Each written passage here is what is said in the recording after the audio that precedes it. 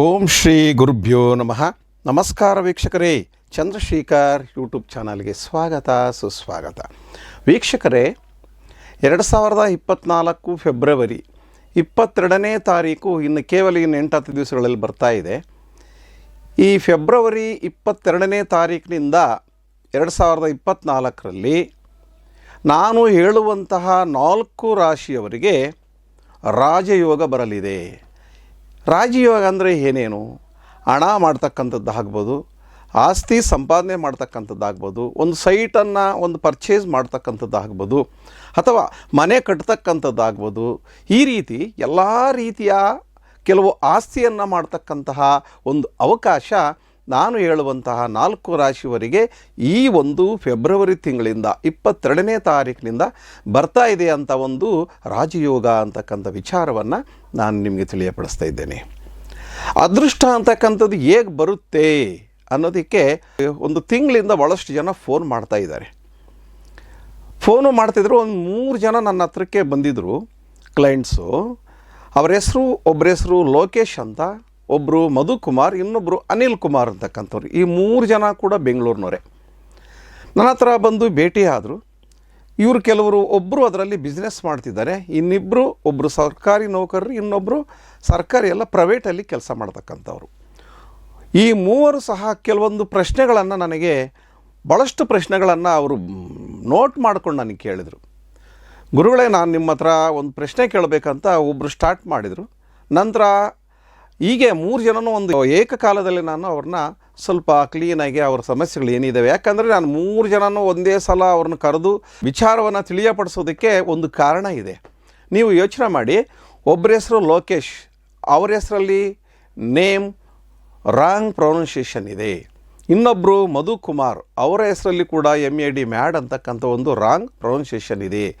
ಲೋಕೇಶಲ್ಲಿ LO ಅಂತಕ್ಕಂಥದ್ದಿದೆ. ಮತ್ತು Anil NIL ನಿಲ್ ಅಂತಕ್ಕಂಥ. ಈ 3 ಜನನೂ ಏಕಕಾಲದಲ್ಲಿ, ಯಾಕಂದರೆ ಅವರಿಗೆ ಗೊತ್ತಾಗಬೇಕು, ನಾನು ಹೇಳ್ತಕ್ಕಂಥ ವಿಚಾರವನ್ನು ಅವರಿಗೆ ಮನದಟ್ಟು ಆಗಬೇಕು. ಆದರೆ ಅವರಿಗೆ 3 ಜನನೂ ಕೂಡಿಸಿ ನಾನು ಹೇಳಿದ್ರೆ ಚೆನ್ನಾಗಿರುತ್ತೆ ಅಂತ ಹೇಳಿಬಿಟ್ಟು ಸುಮಾರು 1.25 ಗಂಟೆಗಳ ಕಾಲ 3 ಜನಕ್ಕೂ ಸಹ ನಾನು ವಿವರವಾಗಿ ವಿಚಾರಗಳನ್ನು ಸಂಖ್ಯಾಶಾಸ್ತ್ರದಲ್ಲಿ ಬರುವಂತಹ ಪ್ರೊನಾಲಜಿ, ಗ್ರಾಫಾಲಜಿ, ಸಿಗ್ನೇಚರಾಲಜಿ ಪ್ರಕಾರ ಅವರಿಗೆ ವಿವರವಾಗಿ ಬಿಡಿಸಿ ಹೇಳಿದೆ. ಅವ್ರಿಗೆ ಏನೋ ಒಂದು ರೀತಿ ಒಂದು 80% ಅವರಿಗೆ ಮನವರಿಕೆ ಆಯಿತು. ಹೌದಲ್ವಾ, ಹೀಗೆ ಅಲ್ವಾ ಅಂತಕ್ಕಂಥದ್ದು ಬಂತು. ಜೊತೆಗೆ, ಗುರುಗಳೇ ನೀವು ಹೀಗೆ ಹೇಳ್ತೀರಾ, ನೇಮ್ ಕರೆಕ್ಷನ್ ಮಾಡಿಕೊಂಡು ನೀವು ಹೀಗೆ ಹೆಸರನ್ನು ಈಗ ಬರೀಬೇಕು, ಈಗ ಸಿಗ್ನೇಚರ್ ಮಾಡಬೇಕು ಅಂತ ಎಲ್ಲ ಹೇಳ್ತಿರಲ್ವಾ. ಆದರೆ ಕೆಲವು ವಿಡಿಯೋಗಳನ್ನು ನಾವೆಲ್ಲ ನೋಡ್ತಾ ಇದ್ದೀವಿ. ಅವರೇನೇನೋ ಯಾವ್ಯಾವುದು ಆಹಾರ ಪದಾರ್ಥಗಳನ್ನು ನೀವು ಇಂಥ ದಿವಸ ಹಿಂಗೆ ಮನೆಗೆ ತಗೊಂಡೋಗಿ ಈ ರೀತಿ ಮಾಡಿ, ಅದೇನು ಜೀರಿಗೆಯಿಂದ ಈ ರೀತಿ ಮಾಡಿ, ಮತ್ತು ಮೆಣಸಿನಕಾಯಿನಿಂದ ಈ ರೀತಿ ಮಾಡಿ, ಲವಂಗದಿಂದ ಮತ್ತು ವೀಳ್ಯದೆಲೆಯಿಂದ ಹೀಗೆ ಮಾಡಿ, ಮೆಣಸು ತಗೊಂಡು ಮಾಡಿ, ಈ ಪೂಜೆ ಮಾಡಿ, ಆ ಪೂಜೆ ಮಾಡಿ, ಅಮಾವಾಸ್ಯೆ ದಿವಸ ಇಂಥ ವಸ್ತುಗಳನ್ನು ಮನೆಗೆ ತಂದರೆ ಹೀಗಾಗುತ್ತೆ, ಹುಣ್ಣಿಮೆ ದಿವಸ ಈ ವಸ್ತುಗಳಿಂದ ಈಗ ಪೂಜೆ ಮಾಡಿದ್ರೆ ಹೀಗಾಗುತ್ತೆ ಅಂತಕ್ಕಂಥದ್ದು ಪ್ರತಿಯೊಬ್ಬರು ಹೇಳ್ತಾ ಇರ್ತಾರೆ. ಮತ್ತು ಸಂಖ್ಯಾಶಾಸ್ತ್ರದಲ್ಲಿ ಕೂಡ ಭಾಳಷ್ಟು ಜನ ವಿಡಿಯೋಗಳನ್ನು ನೋಡ್ತಾ ಇದ್ದೀನಿ. ಕೈ ಮೇಲೆ ಈ ನಂಬರ್ ಬರ್ಕೊಂಡ್ರೆ ಅದೃಷ್ಟ, ಇಲ್ಲಿ ಬರ್ಕೊಂಡ್ರೆ ಅದೃಷ್ಟ, ಇಲ್ಲಿ ಬರ್ಕೊಂಡ್ರೆ ಅದೃಷ್ಟ, ನಿಮ್ಮ ಕೆಲಸಗಳು ಸಕ್ಸಸ್ ಆಗುತ್ತೆ. ಇವೆಲ್ಲ ಕೂಡ ಒಂದು ಕಡೆಯಿಂದ ನಾವು ಮಾಡಿದ್ದೀವಿ, ನಮಗೆ ಏನೊಂದು ಸಕ್ಸಸ್ ಕಾಣಲಿಲ್ಲ ಅಂತಕ್ಕಂಥ ಮಾತನ್ನು ನನ್ನ ಹತ್ರ ವಿಚಾರ ಮಾಡಿದ್ರು. ನಾನು ಅವರಿಗೆ ಹೇಗೆ ಈ ವಿಚಾರವನ್ನು ಡೈರೆಕ್ಟಾಗಿ ಹೇಳೋದು ಅಂತಕ್ಕಂಥದ್ದು ನಾನು ನೋಡಿ ನಿಮಗೆ ಕೆಲವೊಂದು ಸಿಂಪಲಾಗಿ ಹೇಳ್ತೀನಿ, ನೀವು ಅದನ್ನು ಅರ್ಥ ಮಾಡಿಕೊಳ್ಳಿ. ಇನ್ನು ನಾನು ಇದಕ್ಕೆ, ಯಾಕಂದರೆ ನಿಮ್ಮ ಮೂವರಿಗೆಲ್ಲ ಪ್ರತಿಯೊಬ್ಬರಿಗೂ ಕೂಡ ಈ ಒಂದು ಪ್ರಶ್ನೆಗಳು ಪ್ರತಿಯೊಬ್ಬರ ಒಂದು ಮನಸ್ಸಿನಲ್ಲಿ ಸಹ ಇರುತ್ತವೆ. ಪ್ರತಿಯೊಬ್ಬರು ನೀವು ಹೇಳ್ದಂಗೆ ನಾನಾ ರೀತಿಯ ಪೂಜೆಯ ಪುರಸ್ಕಾರಗಳನ್ನು ವಿಡಿಯೋದಲ್ಲಿ ಬರ್ತಕ್ಕಂಥ ವಿಚಾರಗಳನ್ನು ನೋಡಿ ಎಲ್ಲ ಸಹ ಪ್ರಯತ್ನಗಳನ್ನು ಮಾಡಿರ್ತಾರೆ, ಫೇಲೂರು ಆಗಿರ್ತಾರೆ. ಅದಕ್ಕೆ ನೀವು 3 ಜನಕ್ಕೆ ಹೇಳಿದ್ರೆ ಸಾಲದು, ಇನ್ನೂ ಭಾಳಷ್ಟು ಜನ ಈ ಪ್ರಶ್ನೆಗಳನ್ನು ನಾವು ಫೋನ್ ಮಾಡಿ ಕೇಳಿದ್ದಾರೆ. ಮತ್ತು ನನ್ನ ಹತ್ರ ಬಂದಿರತಕ್ಕಂಥವರು ಕೂಡ ನಿಮ್ಮಾಗೆ ಕೇಳಿದ್ದಾರೆ. ಇವರೆಲ್ಲರಿಗೂ ಕೂಡ ಒಂದು ಪರಿಹಾರವನ್ನು ನಾನು ಕೊಡಬೇಕು ಅಂತಂದೇಳಿ ನಾನು ಈ ವಿಡಿಯೋ ಮಾಡ್ತಾ ಇದ್ದೀನಿ. ಅದಕ್ಕೋಸ್ಕರವಾಗಿ ಪ್ರತಿಯೊಬ್ಬರೂ ಕೂಡ ವೀಕ್ಷಕರು ಕೊನೆಯವರೆಗೂ ಈ ವಿಡಿಯೋವನ್ನು ನೋಡಬೇಕು. ಮಧ್ಯದಲ್ಲಿ ನೀವು ಆಫ್ ಮಾಡೋದಾಗಲಿ ಮಾಡಬೇಡಿ, ಯಾಕಂತಂದರೆ ಭಾಳ ಮುಖ್ಯವಾದ ವಿಚಾರ ಇದು. ಪ್ರತಿಯೊಬ್ಬರಲ್ಲೂ ಕೂಡ ಈ ಪ್ರಶ್ನೆ ಇದೆ. ಈ ಪ್ರಶ್ನೆಗೆ ನಿಖರವಾದ ನಿಮಗೆ ಉತ್ತರ ಸಿಗಬೇಕಂದ್ರೆ ಕೊನೆಯವರೆಗೂ ಕಾಯಬೇಕು. ನಾನು ಹೇಳ್ತಕ್ಕಂಥ ಅಂಶಗಳನ್ನು ಗಮನ ಇಟ್ಟು ಕೇಳಿ, ಹೌದಾ ಅಂತಂದು ಒಂದು ಸಲ ನೀವು ಪ್ರಶ್ನೆ ಹಾಕ್ಕೊಂಡ್ರೆ ಹೌದು ಅಂತಕ್ಕಂಥ ಉತ್ತರ ನಿಮಗೆ ಹೊಳೆಯುತ್ತೆ. ಹೇಗೆ ಅಂತಂದರೆ ನೋಡಿ, ಈ ಪ್ರಪಂಚದಲ್ಲಿ ಪ್ರತಿಯೊಬ್ಬರೂ ಕೂಡ ಮನುಷ್ಯ ಅಂತಕ್ಕಂಥವನು ಭೂಮಿ ಮೇಲೆ ಬಂದಾಕ್ಷಣ ಒಂದಲ್ಲ ಒಂದು ಕೆಲಸ ಮಾಡಲೇಬೇಕು. ಆ ಮನುಷ್ಯನನ್ನು ಗುರುತಿಸ್ತಕ್ಕಂಥದ್ದು ಏನರಿಂದ ಅಂದರೆ ಅವನ ಹೆಸರಿನಿಂದ. ಹೌದಲ್ವಾ? ಪ್ರತಿಯೊಂದು ಪ್ರಾಣಿ ಪಕ್ಷಿ ವಸ್ತುಗೂ ಸಹ ಒಂದು ಹೆಸರಿದೆ. ಆ ವಸ್ತುವಿನ ಹೆಸರು ಅಥವಾ ಮನುಷ್ಯನ ಹೆಸರಿಂದಲೇ ನಾವು ಆ ವ್ಯಕ್ತಿಯನ್ನು ಗುರುತಿಸ್ತಕ್ಕಂಥದ್ದು. ಎಲ್ಲದಕ್ಕಿಂತ ಮುಖ್ಯ ಅದೇ. ಪ್ರತಿಯೊಂದು ಈ ಭೂಮಿ ಮೇಲೆ ಇರ್ತಕ್ಕಂಥ ಪ್ರತಿಯೊಬ್ಬ ಮನುಷ್ಯನನ್ನು ಕರಿಬೇಕಾದ್ರೆ ನಾವು ಹೆಸರಿನಿಂದಲೇ ಕರಿಬೇಕು. ಹಾಗಾದರೆ ಆ ಹೆಸರು ಚೆನ್ನಾಗಿರಬೇಕಾ, ಓಂಕಾರಯುತವಾಗಿರಬೇಕಾ, ಶಾಸ್ತ್ರೋಕ್ತವಾಗಿರಬೇಕಾ, ಶಾಸ್ತ್ರಗಳ ಅನುಸಾರವಾಗಿರಬೇಕಾ? ಈ ಶಾಸ್ತ್ರ ಅಂತಕ್ಕಂಥದ್ದು ನಿಜವಾಗಲೂ ಕೂಡ ಎಷ್ಟು ಅವಶ್ಯಕತೆ ಇದೆ ಮನುಷ್ಯನಿಗೆ ಅಂತಕ್ಕಂಥದ್ದು ಎಲ್ಲವನ್ನು ಅಧ್ಯಯನ ಮಾಡಿರ್ತಕ್ಕಂಥವ್ರಿಗೆ ಮಾತ್ರ ಗೊತ್ತಾಗುತ್ತೆ. ಇದು ಅರ್ಧಂಬರ್ಧ ಯೋಚನೆ ಮಾಡಿ ತಿಳ್ಕೊಂಡಿರೋರಿಗೆ ಯಾವುದೇ ವಿಚಾರ ಇದೆ ಅಂತ ಶಾಸ್ತ್ರ ಅಂತಂದಲ್ಲ, ಇನ್ನು ಬೇರೆ ಯಾವುದೇ ಆಗ್ಬೋದು. ಪೂರ್ಣ ಪ್ರಮಾಣದಲ್ಲಿ ನಾವು ಅಧ್ಯಯನ ಮಾಡಿದಾಗ ನಮಗೆ ಅದರ ಒಂದು ಡೀಟೇಲ್ಸ್ ಏನು ಅಂತಕ್ಕಂಥದ್ದು, ಅದರ ಸ್ವಾರಸ್ಯ ಏನು ಅಂತಕ್ಕಂಥದ್ದು ನಮಗೆ ಅರ್ಥ ಆಗುತ್ತೆ. ಹಾಗಾಗಿ ಇದನ್ನು ಹೇಳ್ತಕ್ಕಂಥ ಅಂಶಗಳನ್ನು ಗಮನ ಇಟ್ಟು ಕೇಳಿ. ಮನುಷ್ಯನನ್ನು ಗುರುತಿಸ್ತಕ್ಕಂಥದ್ದು ಅವನು ಇಟ್ಟುಕೊಂಡಂತಹ ಹೆಸರಿನಿಂದ. ಆ ಹೆಸರು ಓಂಕಾರಯುತವಾಗಿರಬೇಕು, ಅಂದರೆ ಶಾಸ್ತ್ರೋಕ್ತವಾಗಿರಬೇಕು, ಪ್ರಣಾಲಾಜಿ ಪ್ರಕಾರ ಹೆಸರು ಇರಬೇಕು ಅಂತಕ್ಕಂಥದ್ದು ನಾನು ನಿಮಗೆ ಹೇಳ್ತಾ ಇದ್ದೇನೆ. ಹೆಸರು ಅಂತಕ್ಕಂಥದ್ದು ಡೇಟ್ ಆಫ್ ಬರ್ತ್ಗೆ ಮ್ಯಾಚ್ ಆಗಿರಬೇಕು. ಭಾಳಷ್ಟು ಜನಕ್ಕೆ ಡೇಟ್ ಆಫ್ ಬರ್ತು ಇರೋದಿಲ್ಲ, ಹೆಚ್ಚು ಕಮ್ಮಿ ಇರುತ್ತೆ. ಆದರೆ ಎಲ್ಲದಕ್ಕಿಂತ ಮುಖ್ಯ ಹೆಸರು ಅಂತಕ್ಕಂಥದ್ದು ಆ ಹೆಸರು ಶಾಸ್ತ್ರೋಕ್ತವಾಗಿರಬೇಕು. ಆ ನೇಮಲ್ಲಿ ಬರುವಂತಹ ಅಕ್ಷರಗಳು ಒಂದೊಂದು ಡೇಟ್ ಆಫ್ ಬರ್ತ್ನವರಿಗೆ ಹೀಗೆ ಇರಬೇಕು, ಇಷ್ಟು ನಂಬರ್ ಇರಬೇಕು, ಇಷ್ಟು ಸಂಖ್ಯೆ ಇರಬೇಕು ಮುಖ್ಯವಾಗಿ ಅಂತಕ್ಕಂಥದ್ದು ಶಾಸ್ತ್ರ ಹೇಳುತ್ತೆ. ಈಗ ನಾನು ನಿಮ್ಗೆ ಇನ್ನೂ ಒಂದು ಉದಾಹರಣೆ ಕೊಡ್ತೀನಿ. ನಿಮಗೆ ನೀವು ಚೆನ್ನಾಗಿ ಯೋಚನೆ ಮಾಡಿ. ಒಂದು ಮನೆಯನ್ನು ಕಟ್ಟಬೇಕಾದ್ರೆ, ಯಾವುದೇ ಒಂದು ಕಟ್ಟಡ ಕಟ್ಟಬೇಕಾದಾಗ ನಾವು ಮೊದಲು ಯೋಚನೆ ಮಾಡತಕ್ಕಂಥದ್ದು ಏನಪ್ಪ ಅಂತಂದರೆ ಅಲ್ಲಿ ಫೌಂಡೇಶನ್, ತಳಪಾಯ ಅಂತಕ್ಕಂಥ ನಾವು ಹೇಳ್ತೀವಿ. ಆ ಫೌಂಡೇಶನ್ ಹೇಗಿರಬೇಕು ಅಂದರೆ ಬಹಳ ಭದ್ರವಾಗಿರಬೇಕು.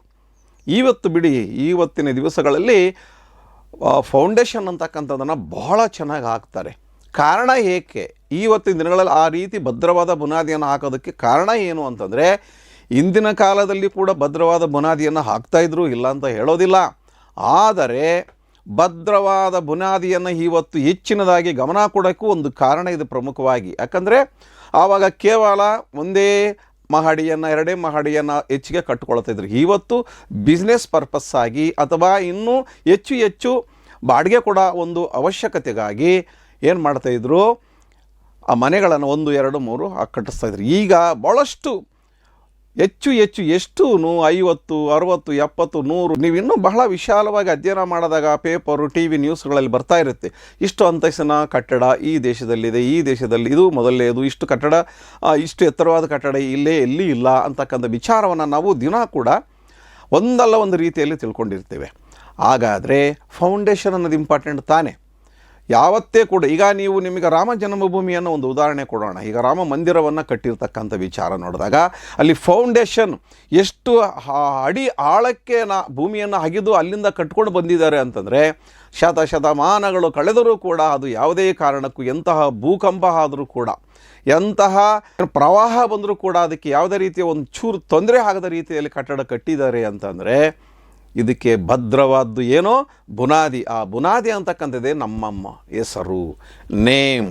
ಆ ನೇಮ್ ಹೇಗಿರಬೇಕು ಅಂತಂದರೆ ಡೇಟ್ ಆಫ್ ಬರ್ತ್ಗೆ ಮ್ಯಾಚ್ ಆಗಿರುವಂತಹ ಆ ಒಂದು ನಂಬರ್ ಏನಿದೆ ಆ ಡೇಟ್ ಆಫ್ ಬರ್ತ್ಗೆ ಮತ್ತು ನೇಮ್ಗೆ ಬಹಳ ಕನೆಕ್ಷನ್ ಆಗಿರಬೇಕು, ವೈಬ್ರೇಷನ್ ಯುತವಾಗಿರಬೇಕು, ಪಾಸಿಟಿವ್ ವೈಬ್ರೇಷನ್ ಯುತವಾಗಿರಬೇಕು. ಆವಾಗಲೇ ಆ ನೇಮು, ಆ ಡೇಟ್ ಆಫ್ ಬರ್ತ್ಗೆ ಇರತಕ್ಕಂತಹ ಒಂದು ಸಂಬಂಧ ಏನು ಅನ್ನೋದ್ರೆ ಆ ಫೌಂಡೇಶನ್ಗೆ ಈಕ್ವಲ್ ಆಗುತ್ತೆ. ಆಗ ನೀನೇನೇ ಬಿಸ್ನೆಸ್ ಮಾಡು, ನೀನು ಎಷ್ಟೇ ಕಟ್ಟಡ ಕಟ್ಟಿದರೂ ಕೂಡ ಏನೂ ಆಗಲ್ಲ ಬಿಲ್ಡಿಂಗಿಗೆ. ಅದೇ ರೀತಿ ನೀನು ಯಾವುದೇ ಕ್ಷೇತ್ರಕ್ಕೆ ಹೋಗು, ನೀನು ಮೊದಲನೇ ಸ್ಥಾನವನ್ನು ಗಳಿಸ್ತೀಯ. ನೀ ಹಿಡಿದಿದ್ದಲ್ಲ ಚಿನ್ನ, ಮುಟ್ಟಿದ್ದಲ್ಲ ಚಿನ್ನ ಅಂತ ನಾವು ಏನು ಹೇಳ್ತೀವೋ ಆ ರೀತಿಯಾಗಿ ನಿನಗೆ ಒಂದೊಂದೇ ಸಕ್ಸಸ್ ಕಾಣ್ತಾ ಬರ್ತದೆ. ಭಾಳಷ್ಟು ಜನ ಇದು ಪ್ರಶ್ನೆಗಳು ನಾನು ಕೇಳ್ತಾ ಇರ್ತಾರೆ. ಗುರುಗಳೇ, 1 ವರ್ಷದಿಂದ 2 ವರ್ಷದಿಂದ ಎಲ್ಲ ಪರಿಹಾರಗಳನ್ನು ಅವರು ಇವರು ಹೇಳಿರೋವೆಲ್ಲ ನಾನು ಮಾಡ್ಕೊಂಡು ಬರ್ತಾ ಇದ್ದೀನಿ, ಏನೊಂದು ಪ್ರಯೋಜನ ಇಲ್ಲ ಅಂತಂದು. ಆದರೆ ನಾನು ಅವು ಮಾಡಬೇಡಿ ಅಂತ ನಾನು ಹೇಳಲ್ಲ. ಅವ್ರು ಹೇಳ್ತಿರೋದು ಸುಳ್ಳು ಅಥವಾ ತಪ್ಪು ಅಂತಂದು ನಾನು ಹೇಳೋಕ್ಕೋಗಲ್ಲ. ಯಾಕಂತಂದರೆ ಫಸ್ಟ್ ಏನೇ ನಿನ್ನ ಕೆಲಸ ಮಾಡು.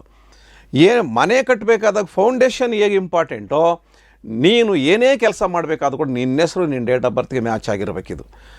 ಇದು 100 ವರ್ಷ 1000 ವರ್ಷ ಹೋದರೂ ಕೂಡ ಈ ಮಾತು ಸತ್ಯ. ಪ್ರತಿಯೊಬ್ಬರು ಶಾಸ್ತ್ರಜ್ಞರು ಕೂಡ ಇದನ್ನು ನಾವು ತಿಳ್ಕೋಬೇಕು. ಪ್ರತಿಯೊಬ್ಬರು ವೀಕ್ಷಕರು ಸಹ ತಿಳ್ಕೋಬೇಕು. ನೇಮ್ ನಂಬರ್ ಸರಿ ಇಲ್ಲ ಅಂದರೆ ನೀವು ಯಾವುದೇ ಪರಿಹಾರ ಮಾಡಿಕೊಂಡ್ರೂ ಕೂಡ ನಿಮಗೆ ರಿಸಲ್ಟ್ ಬರೋಲ್ಲ. ಇದು ಖಂಡಿತವಾಗಲೂ ನಾನು ಹೇಳ್ತಕ್ಕಂಥ ಮಾತು.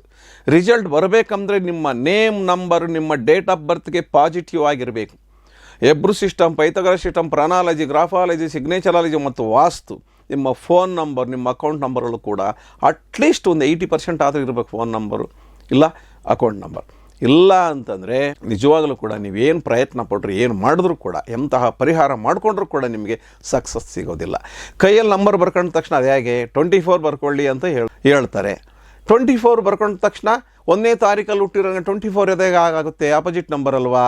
3ನೇ ತಾರೀಕು ಹುಟ್ಟಿರೋರಿಗೆ 24 ಆಪೋಸಿಟ್ ಅಲ್ವಾ. ಹೇಗೆ? ಇವೆಲ್ಲ ಶಾಸ್ತ್ರೋಕ್ತವಾಗಿ ಬರ್ಕೋಬೇಕು. ಸುಮ್ಮನೆ ಎಲ್ಲರಿಗೂ 24 ಆಗಲ್ಲ, ಎಲ್ಲರಿಗೂ 55 ಆಗೋದಿಲ್ಲ. ಅದಕ್ಕೆ ಒಂದು ನೀತಿ ಇದೆ. 89 90 ಕಾಂಬಿನೇಷನ್ ಇದೆ. 90 ಕಾಂಬಿನೇಷನ್ನಲ್ಲಿ ಹುಟ್ಟಿರ್ತಾರೆ ಪ್ರತಿಯೊಬ್ಬರು ಕೂಡ. ಆ ಕಾಂಬಿನೇಷನನ್ನು ಅಧ್ಯಯನ ಮಾಡಬೇಕು. 1ನೇ ತಾರೀಕು ಅಂದರೆ 4 ಇದ್ದಾವೆ. 1ನೇ ತಾರೀಕಲ್ಲಿ 9 36 ಕಾಂಬಿನೇಷನ್ಸ್ ಬರುತ್ತೆ. ಆ 36 ಕಾಂಬಿನೇಷನ್ಸನ್ನು ಸ್ಟಡಿ ಮಾಡಿ ನಾವು ನೇಮನ್ನು ಕೊಡಬೇಕಾಗುತ್ತೆ. ಸುಮ್ಮನೆ ಅಲ್ಲ, ನೇಮ್ ಬರ್ಕೊಂಡ್ರೆ ಇಲ್ಲಿ ಬರ್ಕೋ, ಈ ಜೇಬಲ್ಲಿ ಇದಿಟ್ಕೊಂಡೋಗಿ, ಬ್ಯಾಗಲ್ಲಿ ಇಟ್ಕೊಂಡೋಗಿ, ಮನೆಯಲ್ಲಿ ಇಡಿ, ದೇವಸ್ಥಾನ ಕೋಣೆಯಲ್ಲಿಡಿ, ಅಲ್ಲಿಡಿ, ಇಲ್ಲಿಡಿ, ಅವೆಲ್ಲ ನೋ ಯೂಸ್. ನಿಮ್ಮ ಮನಃಶಾಂತಿ ಅಷ್ಟೇ. ಆದರೆ 100% ನೀನು ಸಕ್ಸಸ್ ಕಾಣಬೇಕಂದ್ರೂ ಕೂಡ ನೀನು ನಿನ್ನ ನೇಮ್ ನಂಬರ್ ಡೇಟ್ ಆಫ್ ಬರ್ತ್ಗೆ ಮ್ಯಾಚ್ ಆಗಿರಬೇಕು. ಆಗಲೇ ನೀನು ಸಕ್ಸಸ್ಸನ್ನು ಕಾಣ್ತಕ್ಕಂಥದ್ದು. ಆದರೆ ನಾನು ಇವಾಗ ಪ್ರಮುಖವಾಗಿ 4 ರಾಶಿಗಳನ್ನು ಹೇಳ್ತೇನೆ. 2024 ಫೆಬ್ರವರಿ 22ನೇ ತಾರೀಕಿನಿಂದ ನಾನು ಹೇಳುವಂತಹ ರಾಶಿಯವರಿಗೆ ರಾಜಯೋಗ. ನಾನು ಹೇಳಿರ್ತಕ್ಕಂಥ ಎಲ್ಲ ಮನೆ ಕಟ್ತಕ್ಕಂಥದ್ದು ಅವ್ರಿಗೆ ಅವಕಾಶ ಇದೆ. ಒಂದು ಉದ್ಯೋಗ ಅಂತಕ್ಕಂಥದ್ದು ಸಿಗುತ್ತೆ ಅವರಿಗೆ. ಪ್ರತಿಯೊಂದು ಆಸ್ತಿ ಮಾಡ್ತಕ್ಕಂಥದ್ದು, ಹಣ ಮಾಡ್ತಕ್ಕಂಥದ್ದು, ಇನ್ನು ಸೈಟು, ಮನೆ ಎಲ್ಲ ಸಕ್ಸಸ್ ಆಗ್ತಕ್ಕಂಥದ್ದು ಈ ವರ್ಷ 22ರಿಂದಲೇ ಅವರಿಗೆ ಪ್ರಾರಂಭ ಆಗುತ್ತೆ. ಫೆಬ್ರವರಿ ತಿಂಗಳಿಂದ 2024 ಈ ವರ್ಷದಿಂದ. ಆ ರಾಶಿಗಳು ಯಾವುವು ಅಂತಂದರೆ, 1ನೇದು ವೃಷಭ ರಾಶಿ, 2ನೇದು ತುಲಾ ರಾಶಿ, 3ನೇದು ಕನ್ಯಾ ರಾಶಿ, 4ನೇದು ಕುಂಭ ರಾಶಿ.